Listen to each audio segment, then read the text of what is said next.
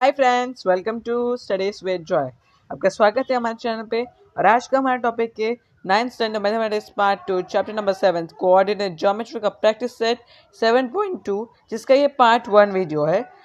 ये मुझे प्रैक्टिस से थोड़ी सी यूज है और इसमें समझाने जैसा बहुत कुछ है, इसलिए मैंने दो पार्ट्स में इसको डिवाइड किया है। ये पार्ट 1 है और पार्ट 2 भी आपको डिस्क्रिप्शन में मिल जाएगा लिंक। और जिन्होंने हमारे इस चैप्टर के बाकी प्रैक्टिस सेट का वीडियो नहीं देखा, मैंने डिस्क्रिप्शन में लिंक दिया है, प्लीज़ जाके उसे देखिए ताकि आपको बेसिक आपको समझ में आए, वरना आपको ये वीडियो समझ में नहीं आएगा। तो प्लीज़ अंडरस्टैंड इट। और आज के वीडियो में हम लोग की प्रैक्टिस सेट 7.2 के कॉन्सेप्ट भी समझेंगे। और अगर आप हमारे चैनल पे नए हैं तो हमारे चैनल को सब्सक्राइब करना मत भूलिएगा और हमारे इस वीडियो को लाइक कर दीजिए।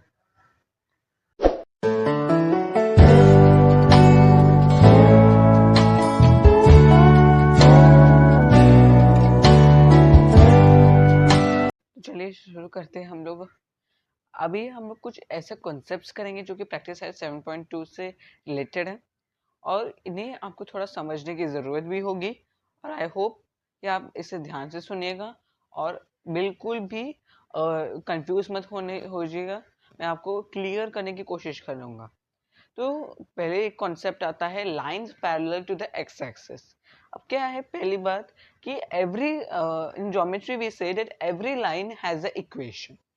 मतलब हम जो भी लाइन ड्रॉ करते हैं, चाहे वो ग्राफ पेपर पे हो या फिर नॉर्मल नोटबुक में, उसकी एक इक्वेशन है।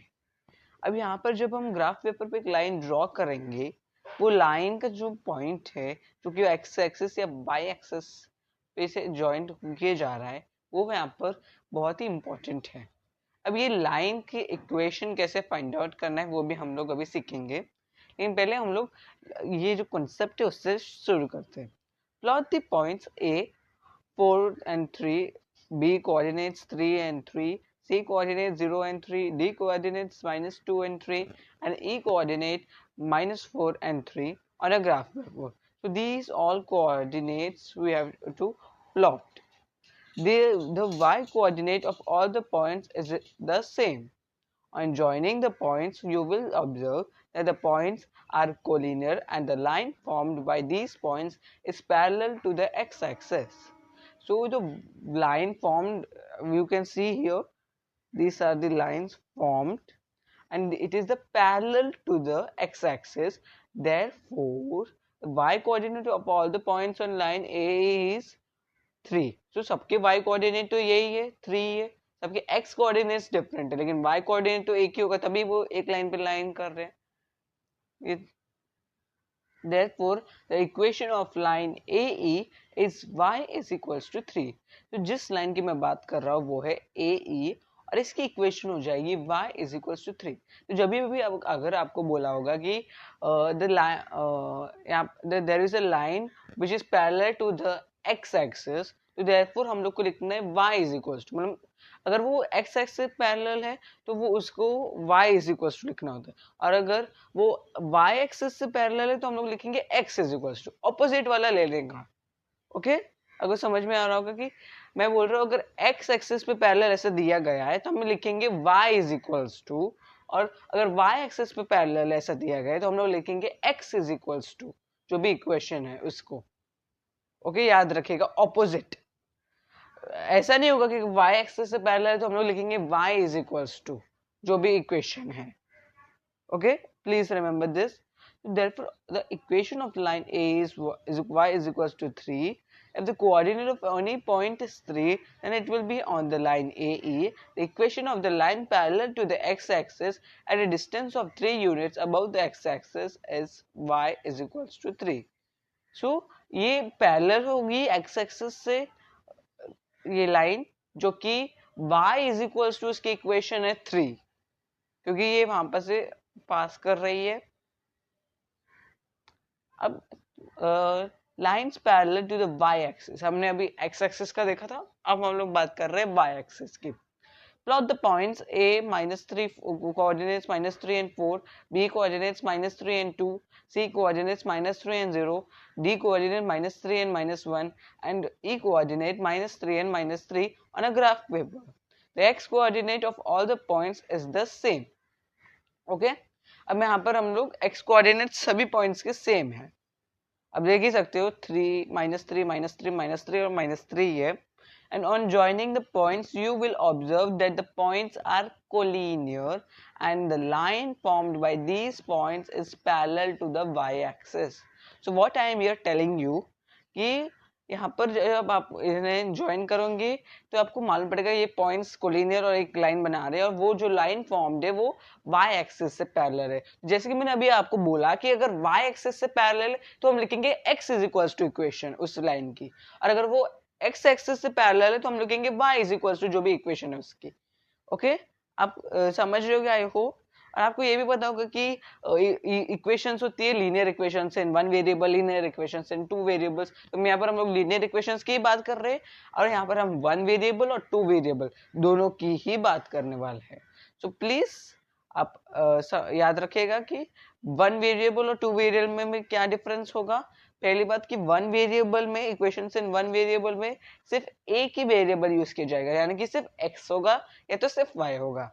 और इक्वेशंस इन टू वेरिएबल में x और y दोनों होंगे. हम लोग पहले वन वेरिएबल वाले कॉन्सेप्ट पे देखेंगे. अब हम लोग बात कर रहे हैं देयरफॉर यहाँ पर देखिए हमने इन पॉइंट्स को प्लॉट कर दिया. The x coordinate of all the points is the same. On joining the points you will observe that the points are collinear and the line formed by these points is parallel to the y-axis. The coordinate x coordinate of all the points on line AE is -3, and therefore on the equation of line AE is x is equals to -3. If the x coordinate of any point is -3, then it will be on the line AE. The equation of the line parallel to the y-axis at a distance of 3 units to the left of the y-axis is x is equal to -3. तो आप बोलोगे अभी ये कौन सा number is equal to की बात लिखना होता है. तो वो नंबर, अब देखो यहाँ पर आपने ऑब्जर्व किया होगा कि जब आप बोल रहे हो कि y एक्सिस से पैरेलल कोई लाइन है तो हमने क्यों लिखा है x इज इक्वल्स टू, क्योंकि जो भी उसका जो नंबर हमें इक्वेशन लिख रहे हैं x इज इक्वल्स टू 2 या 3, वो नंबर होगा, वो एक कोऑर्डिनेट होगा लाइन पे और जहां से सभी के लिए एक ही है. जैसे कि आप यहाँ पर देखोगे x कोऑर्डिनेट सभी के लिए एक है. जब y एक्सिस से वो पैरेलल है वो लाइन, उसके सारे x कोऑर्डिनेट सेम थे, और जो लाइन पैरेलल थी x एक्सिस से उसके सारे y कोऑर्डिनेट सेम थे. तो देयरफॉर इसीलिए हम लोग ऑपोजिट लेते हैं.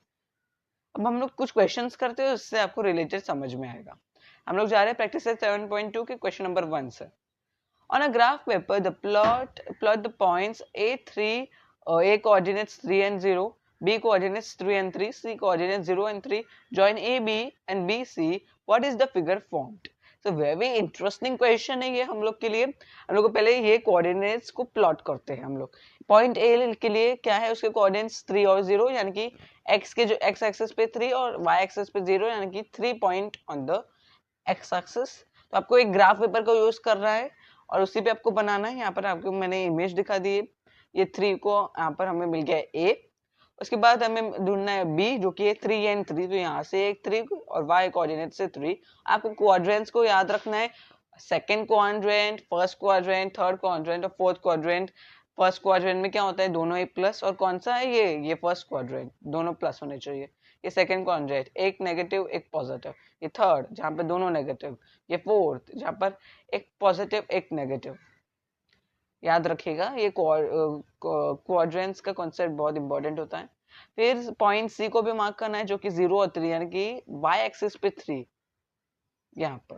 तो अभी ये तीनों को ज्वाइन करना है तो हम लोग को कौन सा फिगर फॉर्म हो रहा है.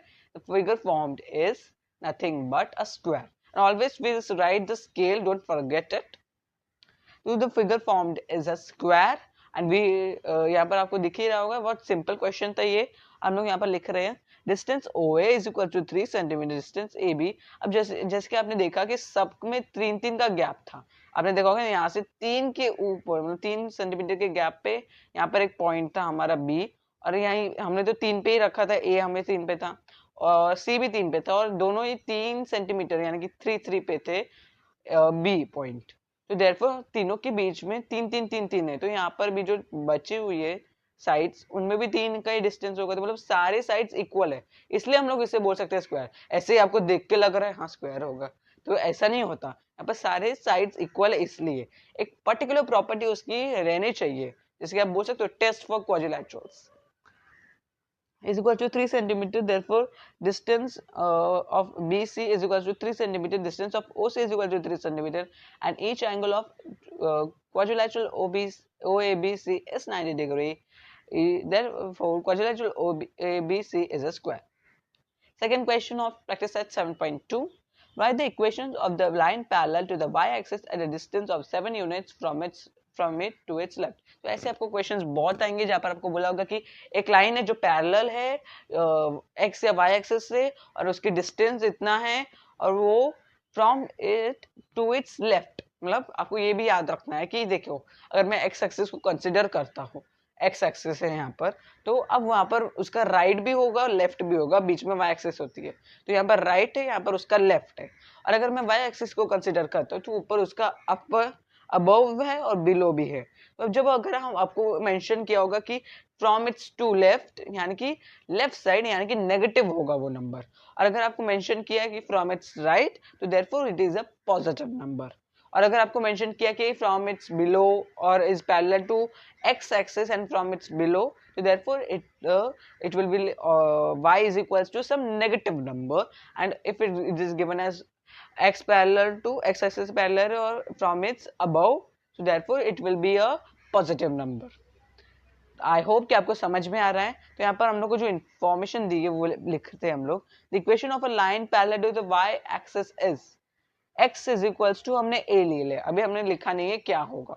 a x is equals to a, हम लोग इतना तो पता है x लिखेंगे क्योंकि y एक्सिस से पैरेलल है तो x लेने का. Since the line is at a distance of 7 units to the left of axis, a is equals to -7, हमको a की वैल्यू मिल गई तो अब वो 7 यूनिट्स के डिस्टेंस पे, मतलब 7 पे ही होगा.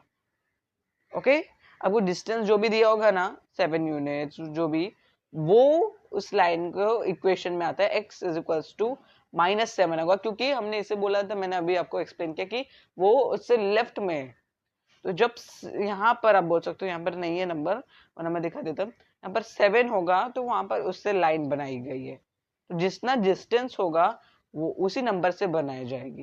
मतलब यहाँ पर अगर आप बोलोगे कि distance is 3 units from the x axis, तो देयरफॉर 3 के ऊपर वो लाइन बनी है, 3 पॉइंट्स है, वो पॉइंट 3 से जा रही है, तो देयरफॉर उसकी इक्वेशन भी आपको ग्राफ में अगर बोली दिखाने को तो आपको बतानी है.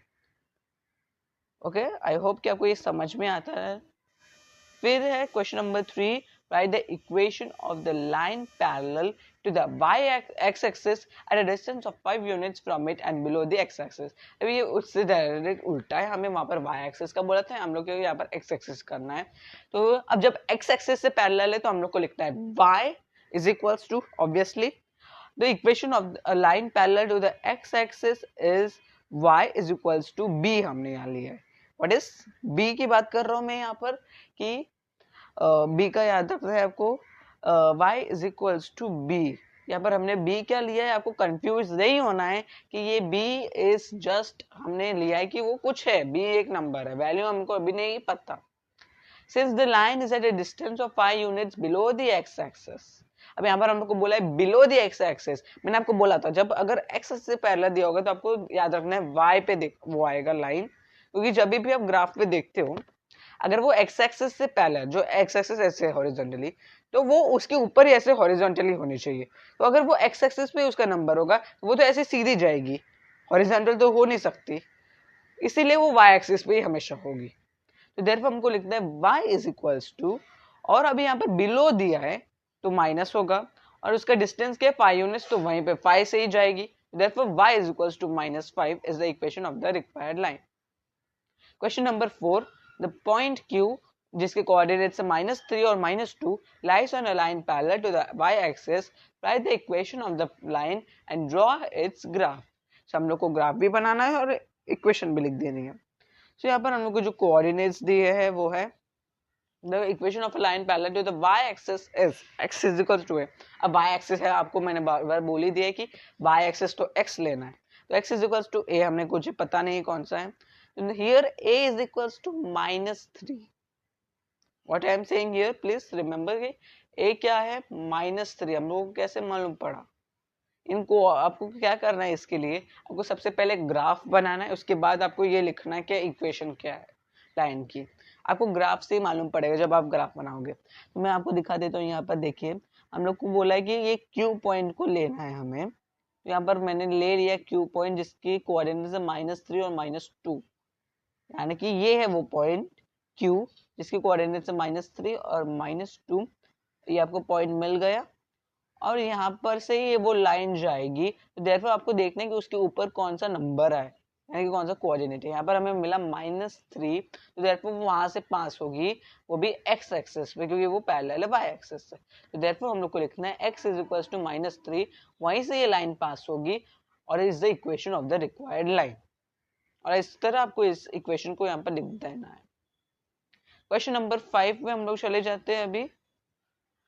यहाँ पर आपको अगर आपके टेक्स्ट बुक में क्वेश्चन में लिखा है कि x axis and line x is equals to -4 are parallel lines, तो वो आपको क्वेश्चन में करेक्शन करना है, वहां पर लिखना होगा, वहां पर होना चाहिए y एक्सिस, क्योंकि x एक्सिस और line x is equals to -4 parallel नहीं हो सकते क्योंकि वो दोनों एक पे आ जाएंगे। x एक्सिस और x इज इक्वल्स टू वो भी उस पे आ जाता है, वो दैट इज नॉट पॉसिबल, तो वो x की जगह पे y होना चाहिए। तो यहाँ पर मैंने नोट भी दिए थे, the question is modified x axis cannot be parallel to the line x is equals to -4। तो हम लोग को बोला है कि ये पैरेलल है और what is the distance between them, simple question है। ये देखिए equation of y axis is x is equals to 0, हम लोग को कुछ पता नहीं है।